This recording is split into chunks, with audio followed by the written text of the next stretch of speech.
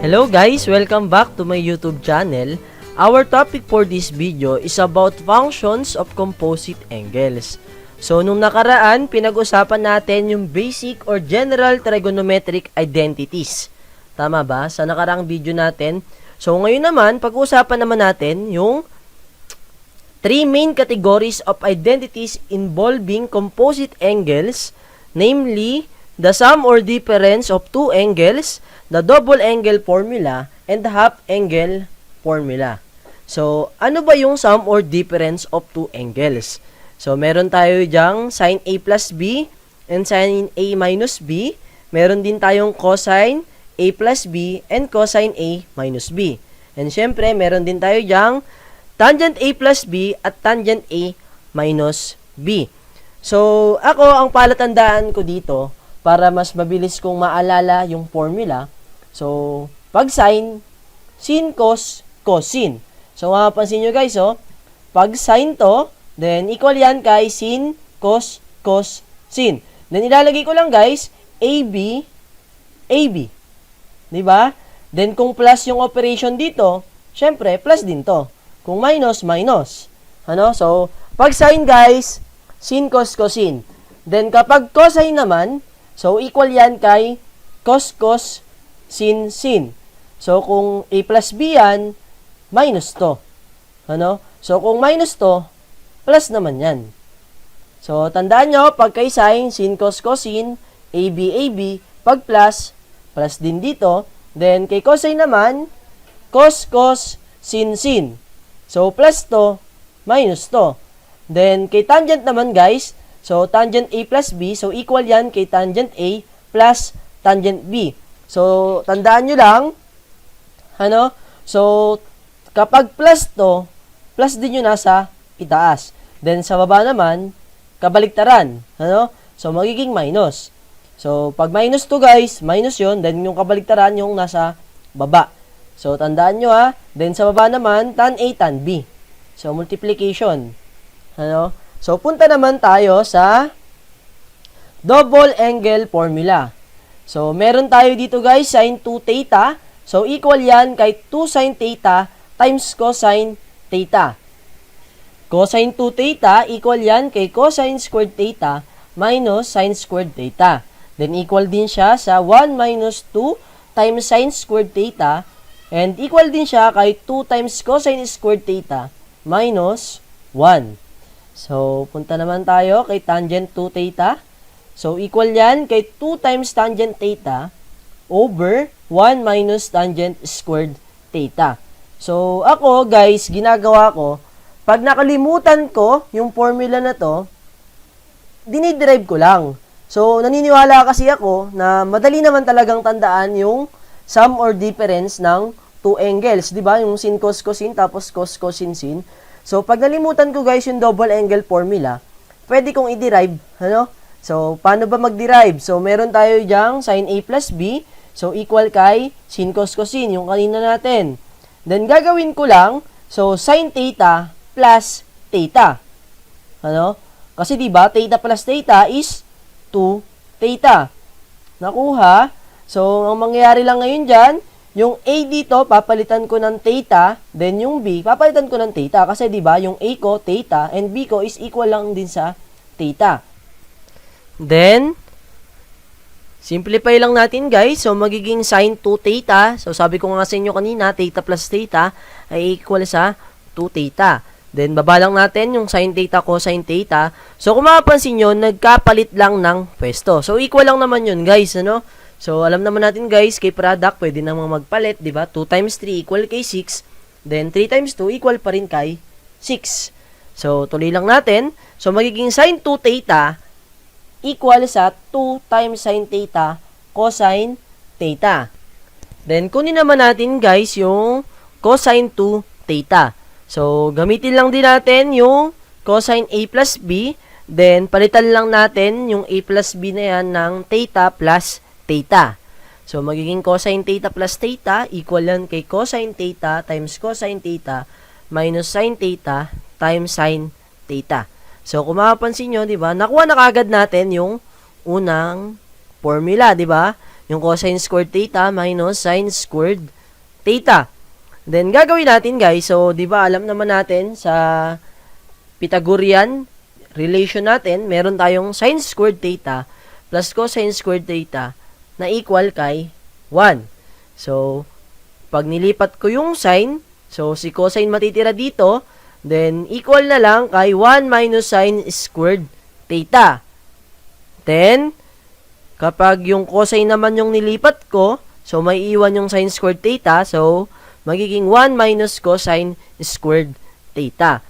Then, gagawin natin ngayon, yung cosine squared theta na to, papalitan natin ng 1 minus sine squared theta. So, magiging cosine 2 theta equal kay 1 minus sine squared theta minus sine squared theta. Then, tanggalin lang natin guys yung parenthesis. Then, magiging 1 minus 2 sine squared theta. So, nakuha na natin yung pangalawang formula ni cosine 2 theta. Then, kunin naman natin guys yung pangatlo. So, gagawin natin, papalitan naman natin yung sine squared theta ng 1 minus cosine squared theta. So, magiging cosine 2 theta equal kay cosine squared theta minus 1 minus cosine squared theta. So, didistribute lang natin guys yung minus o yung negative sign. So, magiging minus 1, then minus, tapos minus yan, di ba? So, negative times negative is positive. So, magiging 2 times cosine squared theta minus 1. So, nakuha na natin guys yung kay cosine 2 theta. Kunin naman natin yung tangent 2 theta. So, dating gawin lang ulit. So, may formula tayo ng sum ng tangent. So, sum ng 2 angles ni tangent. So, tangent A plus B. So, gagawin lang natin tangent theta plus theta. Then, yung A and B na yan, papalitan lang natin ulit ng theta. So, tangent theta plus tangent theta equal yan kay 2 tangent theta. Then, yung nasa baba, magiging 1 minus. So, tangent theta times tangent theta ay equal sa tangent squared theta. Tapos na tayo ngayon kay double angle formula. So, let's proceed. Punta naman tayo kay half angle formula. So, meron tayong sin theta over 2. So, equal yan kay positive, negative, square root of 1 minus cosine theta over 2. So, kung mapapansin nyo, meron tayo ditong positive or negative. So, guys, pa natin malalaman kung positive o negative? So, nakadepende yan, guys, sa quadrant. Kung saan quadrant ba mapupunta yung angle natin. Kung quadrant 1, quadrant 2, quadrant 3, and quadrant 4. So, saan ba merong sign na negative? And saan ba merong sign na positive? Saang quadrant ba? So, alam naman natin guys, yung sign natin ay equal sa y yan. So, ibig sabihin, kapag nasa quadrant 1 ka at nasa quadrant 2, positive yung sign na makukuha natin. Then, kung meron naman tayong quadrant 3 and quadrant 4 na angle, so, negative yung makukuha natin dyan na sagot. So, punta naman tayo sa half angle formula ni cosine. So, equal yan sa positive, negative, square root of 1 plus cosine theta over 2. So, ganun pa rin guys, yung positive, negative, nakadepende pa rin sa quadrant. So, si cosine theta equal yan sa x. So, kung meron kang quadrant 1 at quadrant 4, so, positive yung angle natin doon, yung value ng angle natin. Then, kung nasa quadrant 2 yan at nasa quadrant 3, so, magiging negative. Then, tangent theta over 2, so, equal yan kay sin theta over 1 plus cosine theta. So, nadoble guys yung equal, hindi ko nababaguhin, equal lang yan. So, 1 minus cosine theta over sin theta. Then, equal din siya sa square root of 1 minus cosine theta over 1 plus cosine theta. Then, kung nakalimutan nyo ulit guys, yung formula na to, sa half angle formula, so, pwede naman natin ulit i-derive. So, kunin ko lang guys, yung cosine 2a equal sa 1 minus 2 sin squared a, formula natin sa double angle. So, baka sabihin nyo guys sir, kanina 2 theta yan at theta yan. So, ganun lang din naman yun. Kung may 2a ako dito, edi a lang din ilagay ko dyan. Di ba? So, equal lang yun. Then, mag-let lang ako guys. So, 2a equal sa theta. Ano guys? So, let 2a equal sa theta. So, ibig sabihin, yung a natin ay equal sa theta over 2. Then, substitute lang natin guys yung theta kay 2a, di ba? So, naging theta na lang yan. Then, yung a natin ay equal sa theta over 2. So, magiging theta over 2 na lang yan. Then, ang hinahanap natin guys ay yung sin theta over 2. So, gagawin natin, i-isolate natin yan. So, lipat ko to doon, magiging positive. So, magiging 2 sin squared theta over 2 equal kay 1. Then, ilipat ko yung cosine, naging negative. Then, di ba, sabi ko nga, kailangan natin yung sin theta over 2 lang. So, ilagay ko lang dun yung 2 sa kabila. So, magiging 1 minus cosine theta over 2.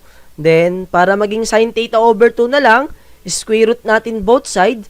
So, mawawala yung squared. Then, equal na yan kay square root of 1 minus cosine theta over 2. So, di ba, nakuha na natin guys yung sin theta over 2. Then, yung plus minus na yan, sabi ko nga sa inyo, nakadepende yan kung saang quadrant. So, pukunin naman natin yung cosine theta over 2. So, double angle pa rin, pero mapansin nyo, yung cosine naman yung ginamit natin, di ba? Kasi tatlo yung formula ni cosine 2a eh. Yung cosine squared a minus sin squared a, then yung 1 minus 2 sin squared a, then ito, yung 2 times cosine squared a minus 1. So, ganun lang ulit gagawin natin. Let 2a equal sa theta. So, magiging a equal sa theta over 2. Then, substitute lang natin yung theta equal sa 2a. So, magiging cosine theta equal sa 2 times cosine squared theta over 2 minus 1. Then, isolate lang natin guys. So, ang hinahanap natin dito ay yung cosine theta over 2. So, magiging cosine theta plus 1. Ano? Lipat natin yung negative 1 sa left side. So, magiging positive. So, cosine theta plus 1 equals sa 2 times cosine squared theta over 2. Then, transpose lang natin yung 2 na nasa right side into left side. So, magiging cosine theta plus 1 over 2 equal kay cosine squared theta over 2. Then, square root lang ulit natin both sides. So, magiging square root ni cosine theta plus 1 over 2 ay equal kay cosine theta over 2. So, nakuha na natin guys yung cosine theta over 2. Dahil equal lang naman guys yung 1 plus cosine theta kay cosine theta plus 1. Then, kunin naman natin yung tangent theta over 2. So, guys, si tangent theta, di ba, equal yan kay sin theta over cosine theta. So, kung meron tayong tangent theta over 2, equal din yan kay sin theta over 2 over cosine theta over 2. So, kung nakuha na natin yung sin and cosine natin, so, mapapansin nyo, di ba, sinubstitute ko lang yung formula ni sin theta over 2 at ni cosine theta over 2 dito. So, naging ganito, square root of 1 minus cosine theta over 2 over sa square root of 1 plus cosine theta over 2. So, makakancel yung 2. Ang matitira na lang ay square root of 1 minus cosine theta over square root of 1 plus cosine theta. Or, square root of 1 minus cosine theta over 1 plus cosine theta. So, ito yun. Then, paano naman natin makukuha yung dalawa na to? Copy-paste ko lang guys yung tangent theta over 2 na equal kay square root of 1 minus cosine theta over sa square root of 1 plus cosine theta. Then, multiply ko yan sa square root of 1 plus cosine theta over sa square root of 1 plus cosine theta. So, magiging square root of 1 minus cosine squared theta yan. So, mapansin nyo, difference ng 2 square. Then, yung sa denominator naman natin, makakancel lang yung square root. So, magiging 1 plus cosine theta. Then, yung 1 minus cosine squared theta, alam naman natin yan ay equal sa sine squared theta, guys. So, galing sa Pythagorean relation. So, may square root at may squared. So, makakancel yan. So, magiging tangent theta over 2 ay equal sa sine theta over 1 plus cosine theta. Then, kunin naman natin yung nasa gitna. So, copyin lang ulit natin guys to. Yung tangent theta over 2 equal sa square root of 1 minus cosine theta over sa square root of 1 plus cosine theta.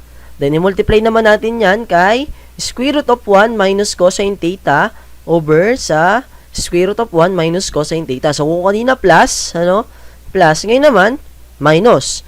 So, yung ibabaw natin, yung numerator natin, so, makakancel lang guys yung square root. Then, yung baba naman natin ngayon, yun naman yung magiging difference ng 2 square. So, yung 1 minus cosine squared theta, equal ulit yan kay square root of sine squared theta. Then, makakancel lang guys yung square root at squared. So, magiging 1 minus cosine theta over sine theta.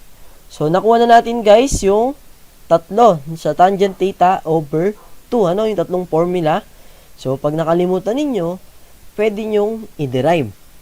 Then guys, may papakita lang ako sa inyo yung power reducing half angle formula. So, sa ibang book kasi, may makikita kayong ganyan. So, yung sine squared theta equal sa 1 minus cosine 2 theta over 2. Then, cosine squared theta equal sa 1 plus cosine 2 theta over 2. Then, yung tangent squared theta ay equal sa 1 minus cosine 2 theta over 1 plus cosine 2 theta. So, ang ginawa lang dito guys, yung theta over 2 natin na yan ay times kay 2. So, kung may theta over 2 times 2 ka, cancel yung 2, so magiging theta na lang. Then, yung theta natin dito times 2 natin, so magiging 2 theta. Then, guys, square natin both side. So, magiging sine squared theta, makakancel na yung square root natin. Makakancel na yung square root, makakancel na yung square root. Then, ngayon, punta naman tayo guys sa mga problems involving itong mga formula na pinag-aralan natin. So, problem number 1 natin, find the value of sine 15 degrees by using sum or difference of two angles. So, di ba guys, nung nakaraan, pinag-aralan din natin yung pagkuha ng value ng trigonometric functions natin sa special angle guys, saka quadrantal angles. Yung nakita nyo sa unit circle natin, so, meron tayo doon yung 0 degrees, 30 degrees, 45 degrees, 60 degrees, 90 degrees, and so on. So, wala naman tayong 15 degrees doon. Tama ba? So, ngayon, makukuha natin yon gamit yung sum or difference of two angles. So, iisip lang tayo ngayon kung paano ba natin makukuha yung 15 degrees. So, solution. So, 15 degrees equal yan kay 45 degrees minus 30 degrees. So, ang pinapahanap sa atin dito guys ay sine 15 degrees. So, sine 15 degrees equal kay sine 45 degrees minus 30 degrees. So, gagamitin natin yan ng difference ng two angle. Guys? So, formula natin kay sine ng difference ng two angle. So, ano ba ulit yun? Guys, si sin cos, cos sin. So, substitute lang natin guys. Sa A minus B natin, yung angle natin na 45 and 30. So, magiging sine 45 degrees times cosine 30 degrees minus cosine 45 degrees times sine 30 degrees. So, ipaalala ko lang sa inyo guys, yung value ng sine 45 natin at cosine 30 degrees. So, galing sa unit circle natin. So, meron tayo dyan guys, square root of 2 over 2. Square root of 2 over 2, then square root of 3 over 2 at 1 half, So, ito yung cosine, ito yung sine, ito yung cosine, ito yung sine. So, guys, ganito pag nakalimutan ninyo yung value ng trigonometric function natin kay sine and cosine, ipaalala ko lang sa inyo, kunwari 30 degrees, so, lagyan natin 30 degrees, so, nasan ba yung 1 half dito? Diba? San ba yung 1 half? Di ba ito yung 1 half? So, andyan yung 1 half. Then, ano ba yung kapartner ni 1 half? Di ba matik naman na square root of 3 over 2? Kasi guys, tinan nyo mabuti Sa 0 degrees, matik yan 1, 0. Siyempre, yung x nyo dito ay 1. Di ba? So, yung y nyo dyan, 0. Di ba? Kaya nga flat to Then, dito naman sa 90 degrees, yung 0 nyo dyan, 1. 1. Then, yung y nyo ay 1. Then, kay 45 degrees naman, hindi naman kayo siguro malilito. Kasi, parehas lang naman square root of 2 over 2. Malilito lang kayo dito, baka mapagbaligtad din nyo yung 60 at 30. So, para hindi nyo mapagpalit, drawing lang kayo ng bilog, then Tignan nyo. Lagyan nyo lang 30 degrees. So, kung kanino tatapat yung kalahati, edi ito na kagad yung 1/2. So, mapansin nyo dito sa 60 degrees, saan nakatapat yung kalahati? Diba? Sa x. So, meron tayo dyan na 1/2. Then, square root of 3/2 sa y. So, proceed lang tayo. So, balik lang tayo sa kanina. Ano guys, pakita ko lang ulit. So, yung sin 45 degrees natin, equal yan sa square root of 2/2. Then, yung cosine 30 degrees, equal yan sa square root of 3/2. Then, minus sa cosine 45 degrees natin, which is equal sa square root of 2/2. Then, sin 30 degrees natin ay equal sa 1/2. Then, simplify lang natin guys. So, square root of 2 times square root of 3 ay equal sa square root of 6. Then, 2 times 2 ay equal sa 4. Minus, square root of 2 times 1 ay square root of 2. Then, 2 times 2, 4. Then, hindi na natin pwedeng pag-minusin yan. So, ganyan na lang. So, magiging square root of 6 minus square root of 2/4. Another formula guys, pwede rin naman si 15 degrees equal kay 60 degrees minus 45 degrees. So, sin 50 degrees equal kay sin 60 degrees minus 45 degrees. So, substitute lang ulit natin yan sa formula natin. Then, sin 60 degrees ay equal sa square root of 3/2. Cosine 45 degrees equal sa square root of 2/2. Minus cosine 60 degrees equal sa 1/2. And sin 45 degrees equal sa square root of 2/2. Then, simplify lang ulit natin guys. So, magiging square root of 6/4 minus square root of 2/4. So, same lang. Hindi na natin pwedeng pagsamahin yung square root of 6 at square root of 2 kasi magkaiba sila ng value sa loob ng radical symbol natin. So, magkaiba yung radical. So, magiging ganyan na lang. Sin 15 degrees ay equal sa square root of 6 minus square root of 2/4. Then, another problem. Find the value of sin 60 degrees by using double angle formula. So, guys, double angle formula naman yung gagamitin natin. So, double angle formula. So, pinapahanap, guys, is sin 60 degrees. So, ibig sabihin, ang gagamitin natin na formula ay sin 2 theta. So, lagay ko lang guys, 2 theta natin ay equal sa 60 degrees. So, ibig sabihin, yung theta natin ay equal sa 30 degrees. So, kung meron tayong sin 2 theta na equal kay 2 sin theta cosine theta, then substitute lang natin guys. So, magiging sin 60 degrees ay equal kay 2 sin 30 degrees times cosine 30 degrees. So, saan ba equal guys yung sin 30 degrees? So, equal yan sa 1/2. Then, cosine 30 degrees ay equal sa square root of 3/2. So, sin 60 degrees ay equal sa square root of 3/2. So, pwede nyo guys i-check, ano ba yung value natin kay sin 60 degrees. So, equal yan sa square root of 3/2. Another example, evaluate cosine pi/8 by using half angle formula. So, guys, yan yung formula natin sa half angle. So, lagay ko lang solution. So, let theta over 2 equal sa pi/8. So, theta natin dito ay equal sa pi/4. So, pwede natin guys i-convert para hindi tayo mahirapan. So, pi/8 natin equal sa 180 degrees over 8 kasi 'di ba yung pi ay equal sa 180 degrees. Tama ba? So, magiging 45/2. Ano? Kasi si 180 divide 4 ay 45 and si 8, 'di ba guys? Divide 4 nyo ay equal sa 2. So, meron tayo dito guys na 45 degrees over 2. So, hindi ko lang nalagyan ng degrees pero meron diyang degrees, ano?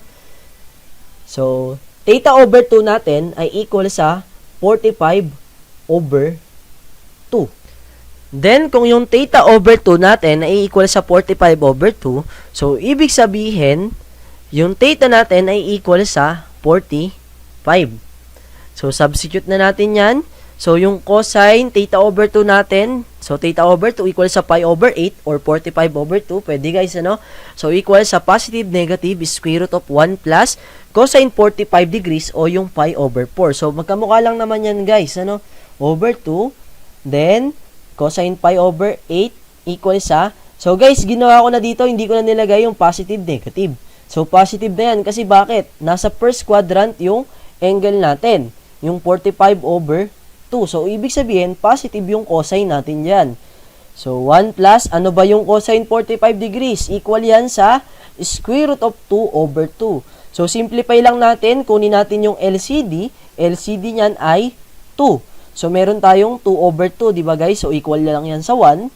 Then, pagsamahin lang natin, simplify lang natin. So, magiging 2 plus square root of 2/2. Then, yung 2 na nandito sa baba na to, mapupunta lang sa pinaka-denominator natin. So, cosine pi over 8 ay equal sa square root of 2 plus square root of 2/4. So, simplify lang natin. Yung square root of 4 na yan, pwede pa nating ilabas. So, magiging cosine pi over 8 ay equal sa square root of 2 plus square root of 2 all over sa 2. So, another example, find the value of tangent 105 degrees. So, solution, 105 degrees ay equal sa 60 degrees plus 45 degrees. So, ibig sabihin, gagamitan natin yan ng formula na tangent A plus B na equal kay tangent A plus tangent B over 1 minus tangent A times tangent B.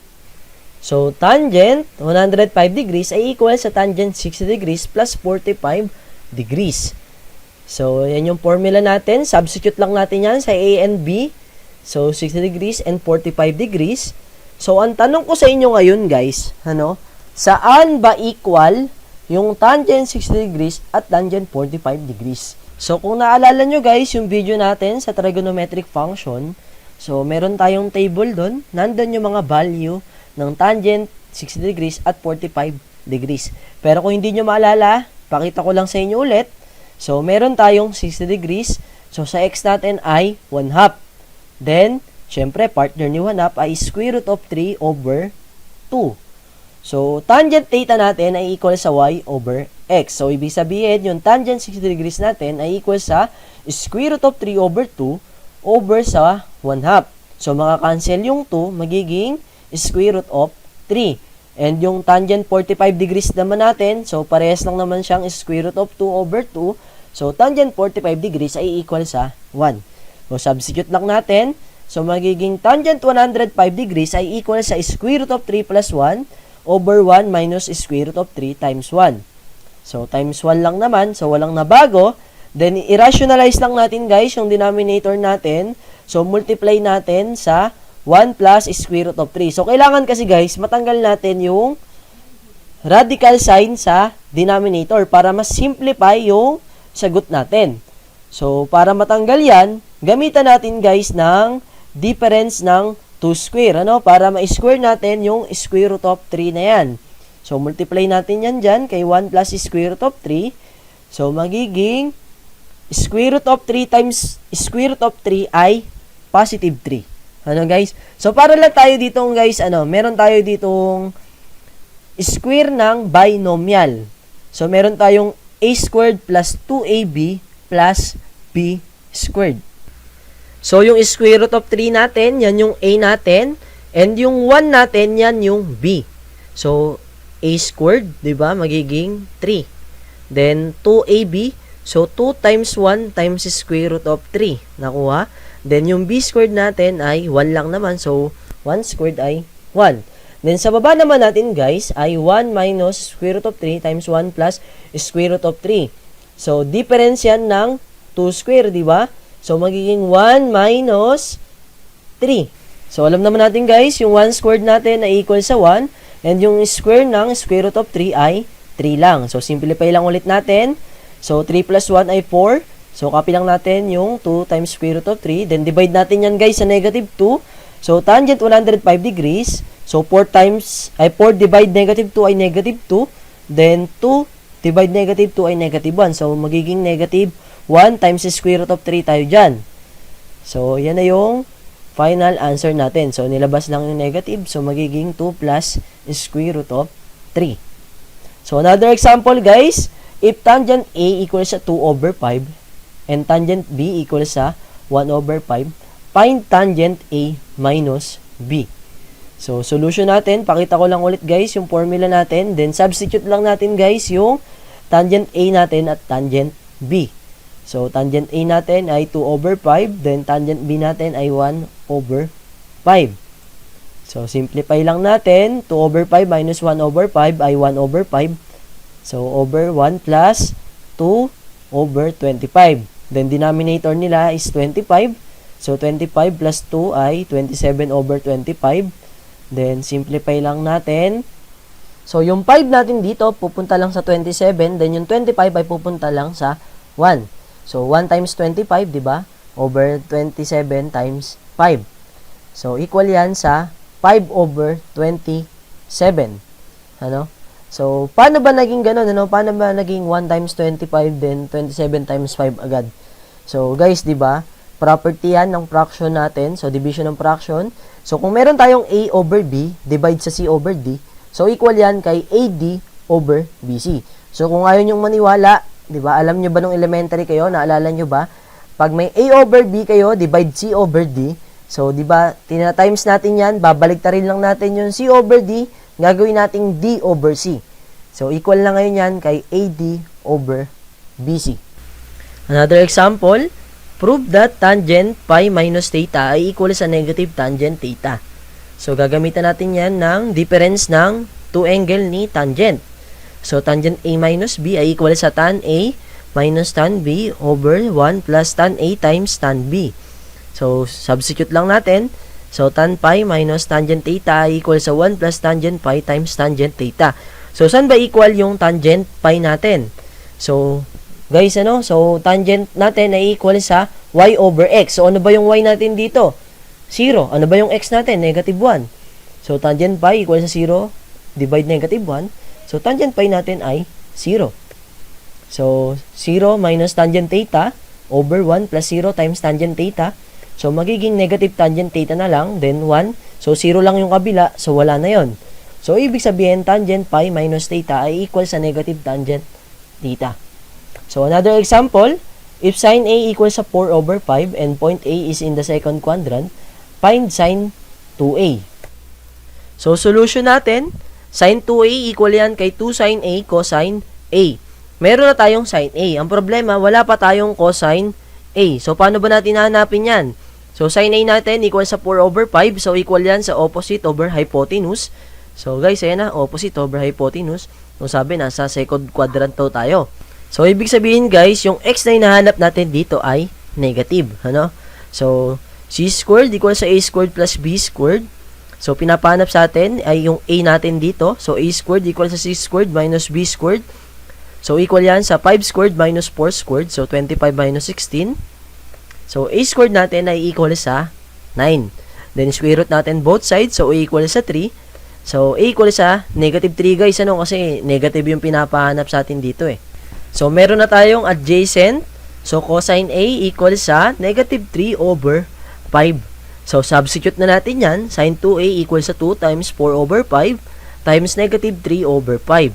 So, sin 2A equals sa negative 24 over 25. So, mapapansin nyo, naging negative na yung nakuha nating sagot. So, ibig sabihin, nasa quadrant 3 or quadrant 4 yung sin 2A natin, o yung 2A natin, ano guys?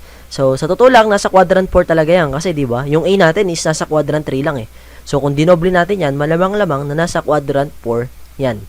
So, another example, if sin A equals sa 4 over 5 and A is greater than or equal sa 0 but less than or equal sa pi over 2, o ibig sabihin lang yan, nasa quadrant 1 daw yung A natin, and cosine B ay equal sa negative 12 over 3, and B is greater than or equal sa pi over 2 but less than or equal sa pi, o ibig sabihin nasa quadrant 2 yung B natin. So, find sin B minus A. So, solution. So, di ba, meron tayong sin A minus B. So, equal yan kay sin A cos B minus cosine A sin B. So, nabaliktad kasi pinapahanap ay sin B minus A. So, babaliktarin lang natin yung angle natin. So, magiging B, A, B, A. So, guys, wala pa tayong cosine A at sin B. So, kunin muna natin yan, ano? So, meron tayo ditong sin A equal sa 4 over 5. So, equal yan sa opposite over hypotenuse. So, nasa may first quadrant daw natin yan. So, kunin lang natin, guys, yung x natin. So, a squared equal sa c squared minus b squared. So, a squared equals sa 5 squared minus 4 squared. So, equal yan sa 25 minus 16. So, a squared ay equal sa 9.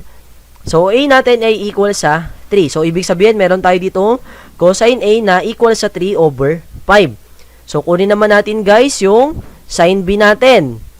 So, sa sin b guys, so meron tayo dito 13 sa hypotenuse and negative 12 sa adjacent. So, nasa quadrant 2 kasi tayo eh. So, ibig sabihin, negative 12 yung x natin dyan. So, kunin natin guys yung b. So, 13 squared minus 12 squared. So, equal yan sa 169 minus 144. So, a squared natin ay equal sa 25. So, a natin ay equal sa 5. So, positive. So, sin b equal sa opposite over hypotenuse. So, equal yan sa 5 over 13. Then, substitute na natin guys. So, sin b natin ay equal sa 5 over 13. Cosine a natin equal sa 3 over 5. Nakuha natin kanina.